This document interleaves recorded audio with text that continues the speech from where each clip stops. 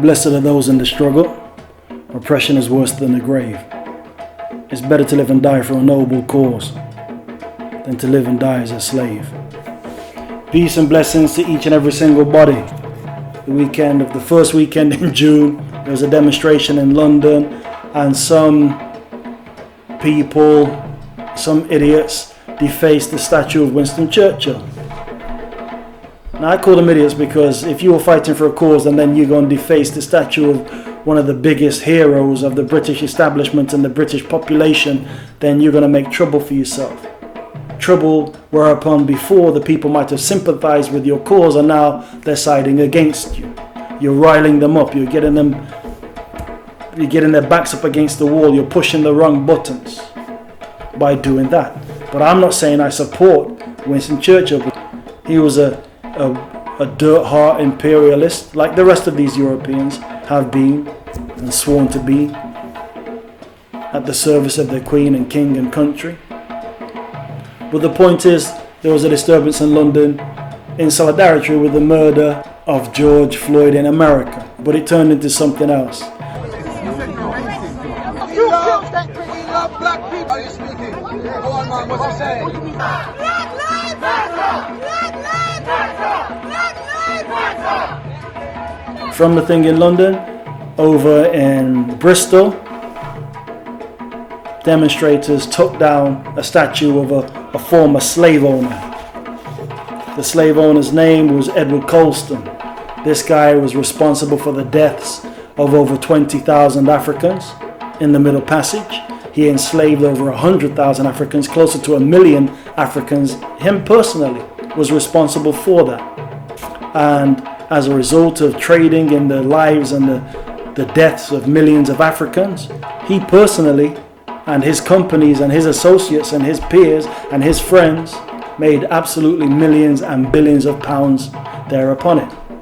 But who was Edward Colston?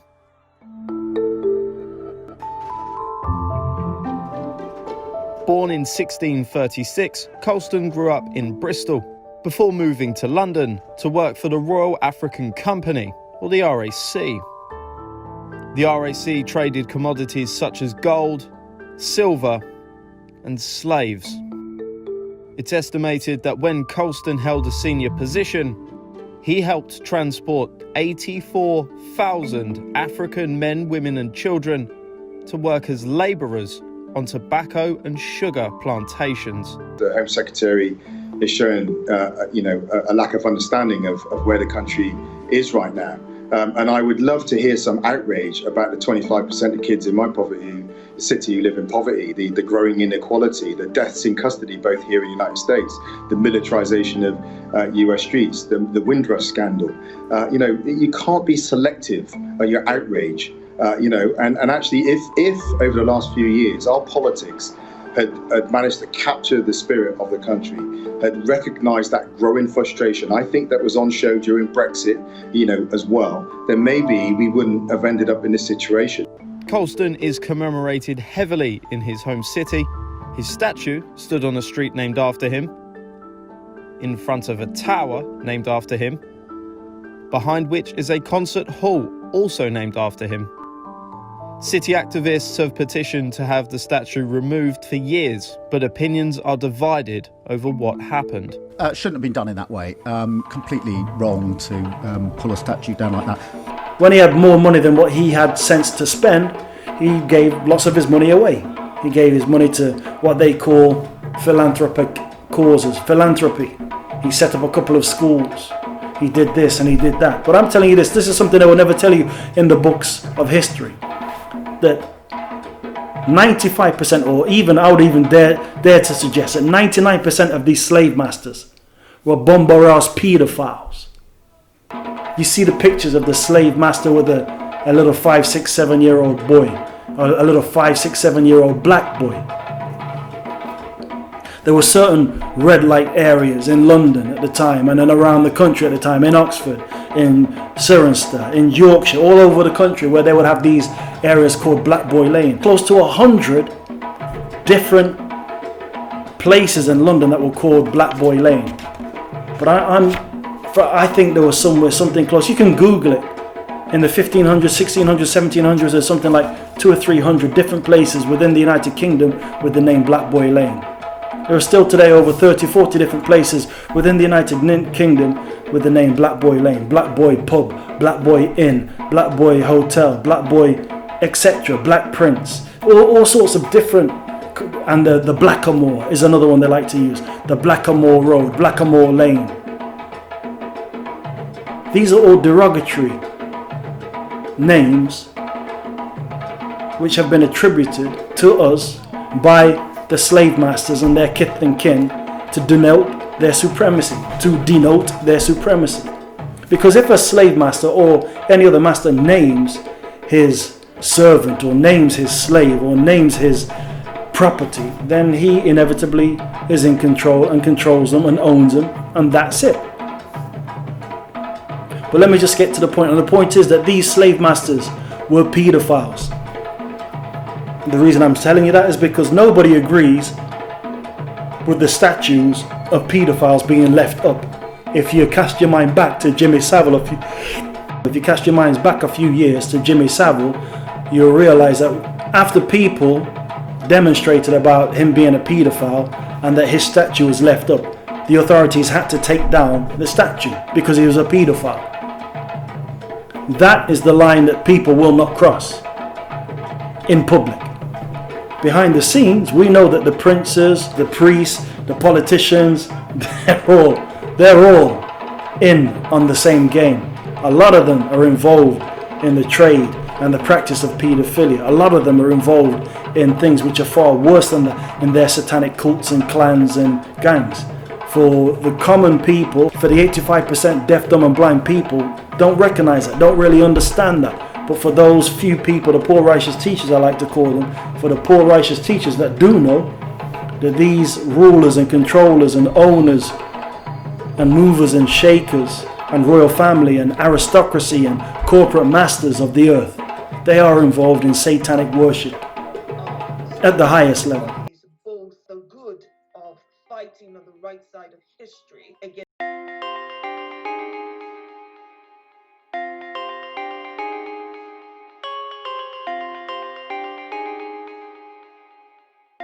Winston Churchill is a perfect example of someone who embodies both the good of fighting on the right side of history against Hitler and the bad in terms of his racism and the way he used his privilege, power, and influence to cause untold misery. Every one of you who's organised that, everyone who's encouraged that, supports that shit.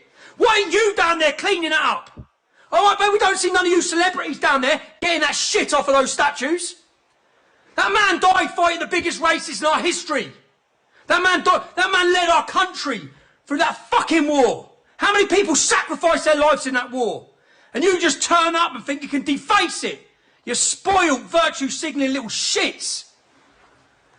Oh man. So, how many people are going to London next Saturday? Every single man should be in London next Saturday. Or forever don't call yourself a patriot. Don't call yourself a patriot. There's no good sitting behind your keyboard with all these scumbags, masked up scumbags, think they're going to go rip Churchill statue down, because they're not. And Metropolitan Police, you're fucked up big time with this one, because next Saturday, watch what you're going to have in London. You're going to have fucking thousands of men. But the reason I bring up the Jimmy Savile is that his statue was taken down and nobody's got a problem with that. But in Bristol at the same weekend when they defaced Winston Churchill, who is one of their massive icons, they don't want to take his statue down. This Colston, Edward Colston, had his statue taken down in a manner not unlike that which they took down Saddam Hussein's statue. They ceremoniously pulled it down and threw it onto the ground. And what I loved most about seeing the Edward Colston former slave master statue being taken down, I loved seeing it being thrown into the sea, into the bottom of the port, the Bristol port. Because when I saw that thrown into the sea, the first symbolism that struck a chord with many people was seeing it torn down in the manner like Saddam Hussein. When we saw that, it struck a chord with those who support Colston or for those who support white supremacy, or for those who support the imperial majesty, the imperial history of Britain, and it struck a chord with those of us who do not support white supremacy and do not support the imperial history of snake fake Great Britain. It struck a chord. The second aspect of the symbolism which really struck a chord with me was when we saw it ceremoniously thrown into the sea. That just reminded me of my ancestors, my father's people, who were also thrown into the sea because they were sick or ill or ailed or too tardy or unhappy or too lazy or too ill or too sick or too tired.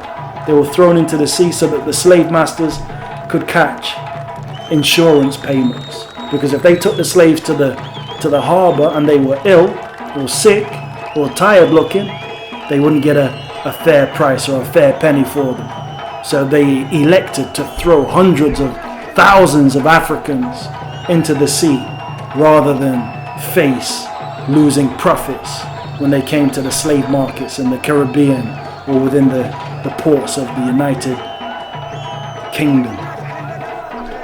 So it struck me on two chords: the symbolism of Saddam Hussein and the symbolism of our people being thrown overboard.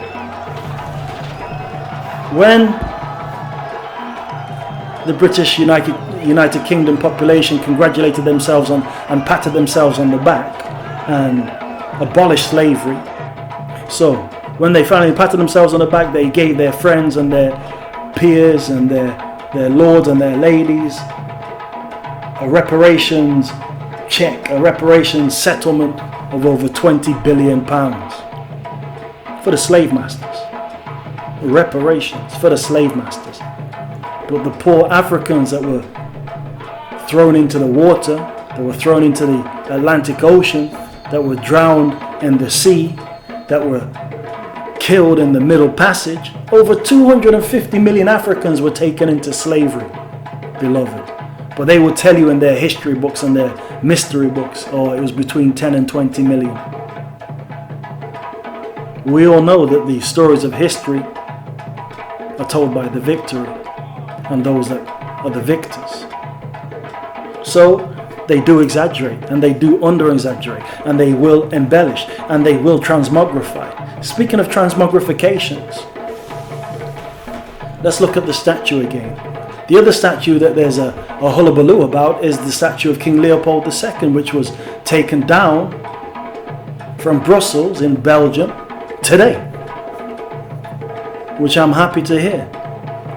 Leopold II, like his father before him, was responsible for the continuing oppression of the Democratic Republic of Congo, as it's called now, and for the massive exploitation and expropriation of land, and for the murder of over 40 million Africans, over 40 million Congolese.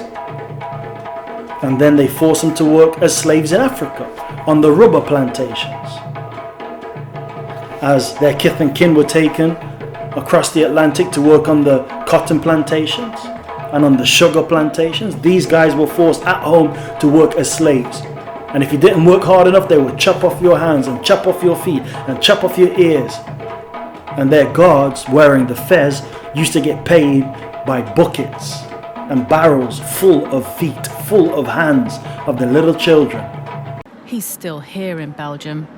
King Leopold II, who made Congo his personal property, abused the people and exploited their land.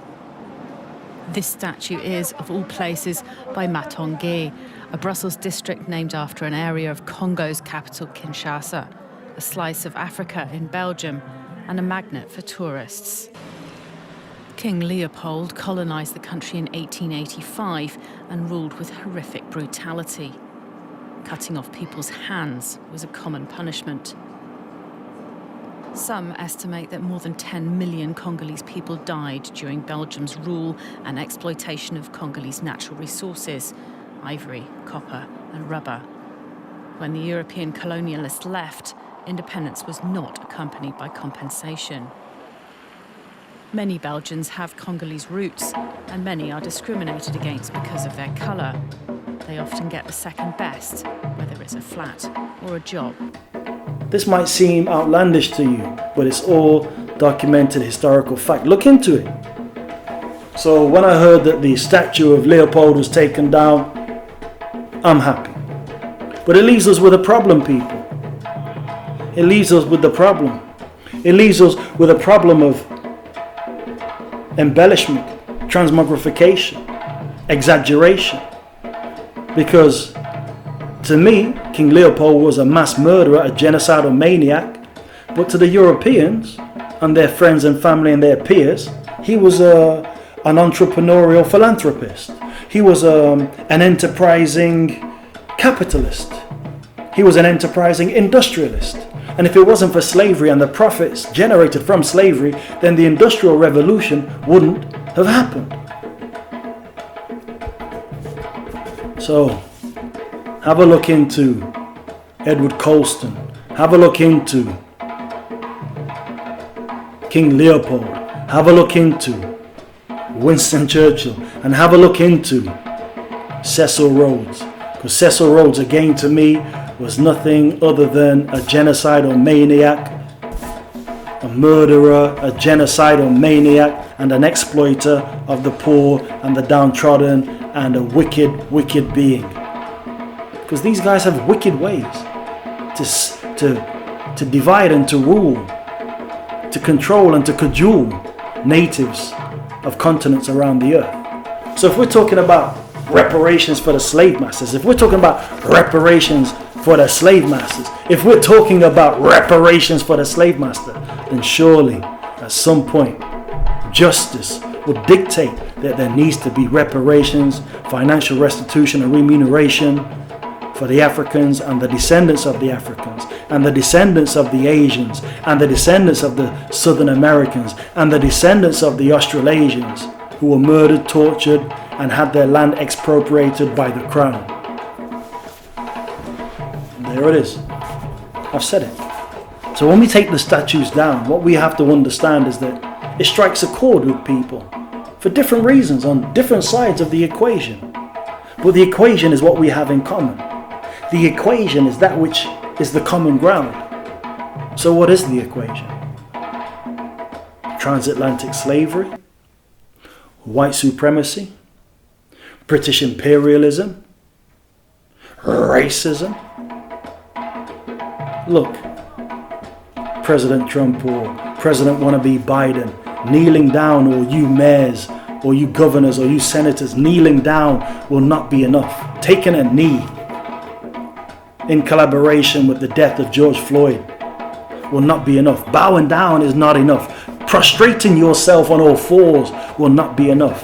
Kissing the feet of the Africans, of the Australians, of the Asians which you've murdered and exploited will not be enough. Kissing and washing the feet will still not be enough, even though the Pope comes and washes the feet of Africans and Latin Americans around the world. Latin American, European American, Latin American. So the Europeans have taken two continents, Latin America and America, South America, North America, taken three continents, Australasia, taken four continents, Africa, taken 5 continents, Asia. The European has taken all the continents of the earth and enslaved and committed genocide and committed massive exploitation. So we don't just need a statue taken down. We need to know which side of the equation, which side of history are you on? Everybody wants to be on the winning team, right? But the truth of the matter is that you can't be wrong and strong. That's why the statues are falling. You can't be wrong and strong. That's why justice is calling. That's why Babylon is falling. Taking statues down leaves us with a question. We have to be able to find a pivotal position. We need to find that shared experience. We need to find that shared history. We need to find that common ground. We need to find that commonality between us. Because what we call slavery and exploitation and genocide, these European maniacs call shared history. For real. What we call slavery and exploitation and madness, they call industrious capitalism or industrious entrepreneurship.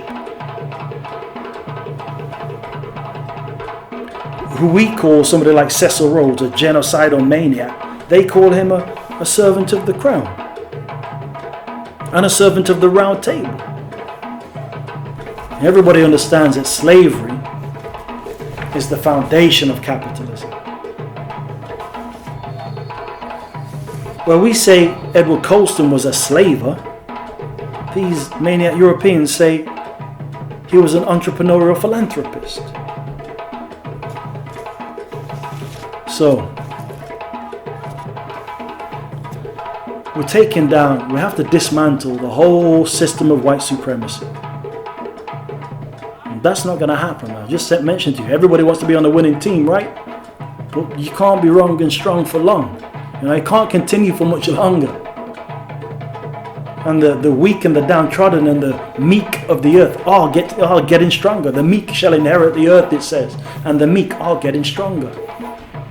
We are beginning to inherit the earth. For these European imperialists, for these pirates of the highways, for these pirates of the seven seas, they went out robbing, murdering, marauders, colonizing, enslaving, these imperialists, these corporate entities, all of these things, they have in common the seeds of empire, the beginnings and the manifestation of empire. What do they give to us? They taught us to speak English. They forced us to make their railways and to build their houses in Asia and in Africa and in South America and Australia. They enslaved us. They taught us their wicked ways. But the biggest thing, the unspoken thing, is that they raped us. They raped our women. They raped our men. And beloved, sadly, I've not heard many other commentators speak on it, but I'll tell you the fact. They raped our children.